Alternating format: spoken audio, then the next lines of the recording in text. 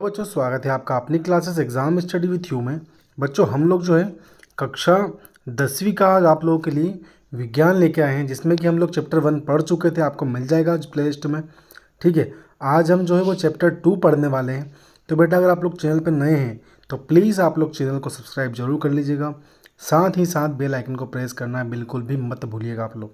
ठीक है बेटा, तो बेटा आज का जो हमारा पहला क्वेश्चन जो होने वाला है वह होने वाला है चैप्टर 2 का। इसका नाम हम लोग का होगा अम्ल, क्षारक एवं लवण। मतलब हम खट्टे पदार्थों की बात करेंगे, कड़वे कसेले पदार्थों की बात करेंगे, ठीक है, और खनिज तत्वों की हम इसमें बात करेंगे।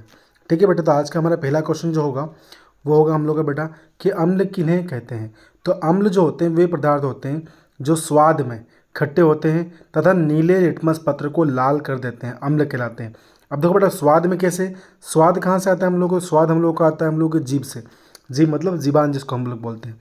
ठीक है, हमारे जीभ में घुलने वाले पदार्थ या उस पर जो महसूस होने वाले पदार्थ जो होते हैं, जो कि स्वाद में हम लोगों को खट्टे महसूस होते हैं, वो कौन से पदार्थ होते हैं, अम्लीय पदार्थ होते हैं। तो उनको क्या बोलते हैं हम लोग, अम्ल कहते हैं। तो अम्लीय पदार्थ कैसे होते हैं बेटा, जो कि खट्टे होते हैं, जो कि नीले लिटमस पत्र को लाल कर देते हैं। कौन से लिटमस पत्र को बेटा, तो नीले लिटमस पत्र को जो है वो लाल कर देते हैं। ठीक है बेटा, अगला क्वेश्चन अगर हम लोग देखें तो अगला क्वेश्चन क्या है कि क्षारक किसे कहते हैं। तो कि अम्ल का जस्ट अपोजिट जो होता है वो होता है क्षारक। क्या होता है अम्ल का जस्ट अपोजिट, क्षारक। जो देखो अब क्या बोल रहा है बेटा आंसर में कि क्षारक वे पदार्थ होते हैं जो स्वाद में तीखे या कड़वे या कसीले होते हैं तथा लाल लिटमस पत्र को नीला कर देते हैं। हमने देखा था कि क्षारक में जो था वो नीला लिटमस पत्र लाल हो रहा था, और जो भैया जो क्षारक है उसमें जो है वो लाल लिटमस पत्र जो है वो नीला हो रहा है। अम्ल में क्या हो रहा था, अम्ल में इसका उल्टा था ना बेटा, क्या था कि लाल लिटमस पत्र जो था वो नीला हो रहा था, नीला लिटमस पत्र लाल हो रहा था। बल्कि यहाँ क्या हो रहा है कि लाल लिटमस पत्र जो है वो नीला हो रहा है। ठीक है, अब ये होते कैसे स्वाद में, तो ये स्वाद में होते हैं कैसे, कड़वे कसीले और तीखे होते हैं बेटा। ठीक है, अगला क्वेश्चन देखते हैं हम लोग, क्वेश्चन नंबर 3। क्षारक किन्हें कहते हैं, क्षार किन्हें कहते हैं। तो क्षार जो होते हैं वो जल में विलेय क्षारक पदार्थ कहलाते हैं। मतलब ऐसे पदार्थ जो जल में घुल जाते हैं उन पदार्थों को हम लोग क्या बोलते हैं, क्षारक कहते हैं। ठीक है, अगला क्वेश्चन देखते हैं बेटा, अगला क्वेश्चन क्या है, क्वेश्चन नंबर 4। अम्ल क्षार सूचक किन्हें कहते हैं। तो अम्ल क्षार सूचक वे प्राकृतिक या संश्लेषित रसायन जो अम्ल एवं क्षार की सूचना उपस्थिति या सूचना को दर्शाते हैं, अम्ल क्षार सूचक कहलाते हैं। मतलब सीधी सी बात है, ऐसे रसायन, ठीक है, हम लोग तो बोल सकते हैं हम लोग कि हम लोग जो लिटमस पत्र ले रहे हैं, ठीक है, अब नीले को लाल जो कर रहा है वो क्या है, अम्ल है, और लाल को जो नीला कर रहा है वो क्षारक है। तो ये क्या है, रासायन पदार्थ है, इनके द्वारा हमको सूचना मिलती है। ठीक है, कि कौन सा पत्र भाई जो कौन सा पदार्थ जो है वो खट्टा और कौन सा जो है वो तीखा या कड़वा कसीला होता है। ठीक है, अगला क्वेश्चन है 5। तनुकरण से क्या समझते हैं। तनुकरण क्या है, जल में अम्ल या क्षारक मिलाने से विलय में H3O+ अथवा OH आयन को सांद्रता कम हो जाती है, इस प्रक्रिया को तनुकरण कहते हैं। मतलब जल में जब हम लोग क्षारक पदार्थ को मिलाते हैं या अम्ल को मिलाते हैं, ठीक है, उसमें मान लो कि विलयन में H3O+ या अथवा OH सांद्रता आयन की सांद्रता कम हो जाती है, तो इस प्रक्रिया को हम लोग क्या बोलेंगे, तनुकरण कहते हैं। ठीक है बेटा, अगला क्वेश्चन देखते हैं, क्वेश्चन नंबर 6 क्या है, गंधी सूचक किन्हें कहते हैं, इसकी क्या उपयोगिता होती है। गंधी सूचक वो होते हैं जो हमें गंध की सूचना देते हैं, उनको क्या बोलते हैं बेटा हम लोग, गंधी सूचक बोलते हैं। ठीक है, गंधी सूचक कुछ पदार्थ ऐसे पदार्थ होते हैं जिनकी गंध अम्लीय या क्षारकीय माध्यम में बदलने पर बदल जाती है। ठीक है, ऐसे पदार्थ गंधी सूचक कहलाते हैं। या तो उनको भैया क्या बोल रहे थे, गंधी सूचक वो होते हैं जिनकी गंध अम्लीय होगी तो अम्ल द्वारा हमको हम पहचानेंगे, क्षारकीय होगी तो क्षार के माध्यम से पहचानेंगे उन लोगों को, मतलब किसी न किसी माध्यम से उसको पहचानेंगे भैया हम लोग। तो ऐसे ही सूचक को क्या बोलते हैं हम लोग भैया, गंधी सूचक बोलते हैं। ठीक है, ये सूचक दृष्टिबाधित छात्रों को अम्ल क्षारकों की पहचान में सहायता करते हैं। जिन छात्रों को भैया नेत्र में जो डिसेबिलिटी होती है उन छात्रों के लिए जो है वो गंधी सूचक होते हैं, जो इसके द्वारा क्या उनको सूचना मिल जाती है कौन सा पदार्थ है। अगला क्वेश्चन है क्वेश्चन नंबर 7। पीएच स्केल किसे कहते हैं। पीएच स्केल किसी विलयन में उपस्थित हाइड्रोजन आयन की सांद्रता ज्ञात करने के लिए एक स्केल विकसित किया गया है जिसे पीएच स्केल कहते हैं।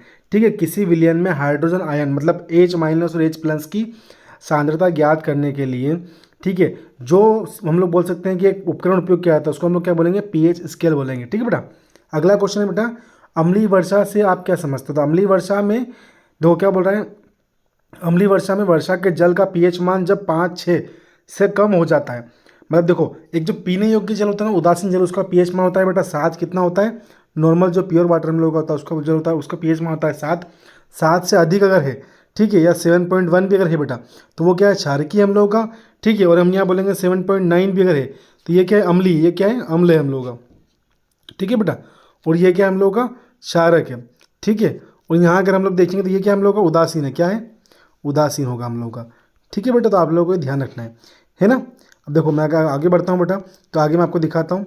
चलो अम्लीय और क्षारक समझ में आ गया आपको। मतलब देखो अम्लीय वर्षा वो होती है इसका पीएच मान 5 और 6 से कम होता है, तो वह वर्षा अम्लीय वर्षा कहलाती है, ठीक है बेटा। अगला क्वेश्चन देखते हैं। अगला क्वेश्चन क्या बोल रहा है, क्लोर क्षार अभिक्रिया से क्या समझते हैं।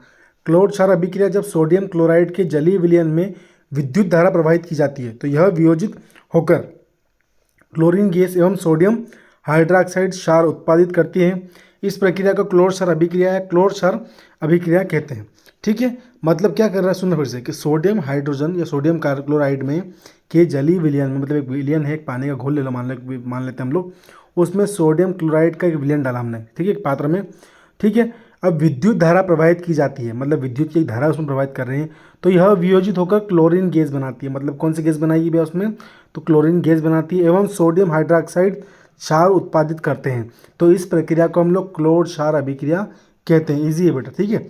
अगला क्वेश्चन है, क्वेश्चन नंबर 10 क्या बोल रहा है कि क्रिस्टलीकरण से आप क्या समझते हो। तो क्रिस्टलीकरण क्या है बेटा कि कुछ लवण शुद्ध अवस्था में विशिष्ट ज्यामिति ठोस आकार के एक समान एवं चमकदार कण के रूप में होते हैं, जिन्हें क्रिस्टलन कहते हैं या क्रिस्टलीकरण कहते हैं, ठीक है बेटा।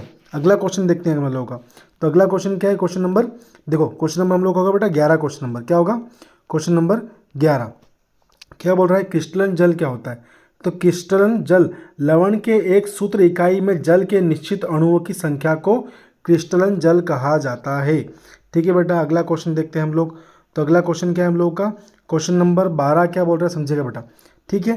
क्वेश्चन नंबर 12 बोल रहा है कि आपको 3 प्रश्नावलियाँ दी गई है, इनमें से एक में आश्वित जल एवं शेष 2 में से एक में अम्लीय विलयन तथा दूसरे में क्षारकीय विलयन। यदि आपको केवल लाल लिटमस पत्र दिया जाए तो आप प्रत्येक प्रश्नावली में रखे गए पदार्थ की पहचान कैसे करेंगे, ठीक है। अब सुनो बेटा, देखो थोड़ा ऊपर करता हूँ उसका आंसर आप लोगों को साफ दिख जाए। चलो हमें दिया गया लाल लिटमस पत्र के 3 भाग कर देंगे और प्रत्येक प्रश्नावली में एक एक भाग डुबोएंगे।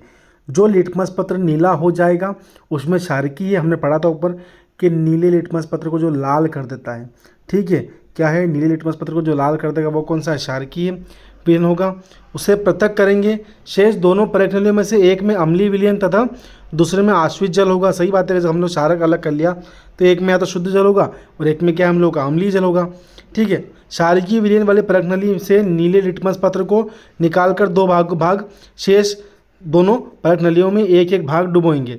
जिस प्रश्नावली का लिटमस पत्र पुनः लाल हो जाता है उसका विलयन अम्लीय होगा तथा दूसरी प्रश्नावली का आश्वित जल। इस प्रकार तीनों विलयनों को परीक्षण कर देंगे। देखो मैं आपको बताता हूँ, हम लोगों को एक ही लिटमस पत्र दिया है, एक लिटमस पत्र, ठीक है, और हम लोगों को विलयन दिए गए 3, एक अम्ल है, एक क्षार है, उदासीन है, ठीक है। अब सुनना बेटा, हमने पढ़ा था ऊपर कि नीले लिटमस पत्र को लाल कौन करेगा, अम्ल करेगा, ठीक है। तो हमने क्या कहा था कि नीले लिटमस पत्र को लाल हो गया, मतलब वो क्या है, अम्ल हो गया। अब भैया जो हम लोगों का लाल हो गया उसको हमने एक साइड कर लिया अलग ही, ठीक है। उसके बाद में हम लोगों के पास जो पात्र बचा, 2 बार बचे हमारे विलयन, ठीक है। दोनों विलयन में से हम लोग क्या करेंगे बेटा कि मान लो कि 2 विलयन में से हम लोग के पास बचे हैं, तो हम लोग लिटमस पत्र जो है ना उसके 2 टुकड़े करेंगे हम बराबर भागों में और दोनों में डाल देंगे। अब जो लाल से नीला हो गया वो क्षारक है और जिसमें कोई परिवर्तन नहीं हुआ वो कौन सा हम लोग का उदासीन हो गया हम लोग का, ठीक है बेटा। चलो अब अगले देखते हैं अगला क्वेश्चन क्या है। क्वेश्चन नंबर 13 क्या बोल रहा है, पीतल एवं तांबे के बर्तन में दही एवं खट्टे पदार्थ क्यों नहीं रखने चाहिए। अब सुनना इसके आंसर क्या बोल रहा है बेटा। दही एवं खट्टे पदार्थों में अम्ल होता है, ये पीतल से अभिक्रिया करके जिंक एवं कॉपर के साथ तांबे से अभिक्रिया करके कॉपर के लवण बनाता है जो विषाक्त होते हैं। इसीलिए पीतल एवं तांबे के बर्तनों में दही एवं खट्टे पदार्थ बिल्कुल भी नहीं रखने चाहिए, ठीक है बेटा। हम लोग क्लास शायद नहीं खत्म हो रही बेटा, ठीक है। आज के हम लोगों ने 14 क्वेश्चन किए हैं बेटा। क्लास अगर आप लोग पसंद आ रही है तो प्लीज़ आप लोग चैनल को सब्सक्राइब जरूर कीजिएगा और साथ ही साथ बेल आइकन को प्रेस करना बिल्कुल भी मत भूलिएगा आप लोग, ठीक है बेटा। Thank you so much.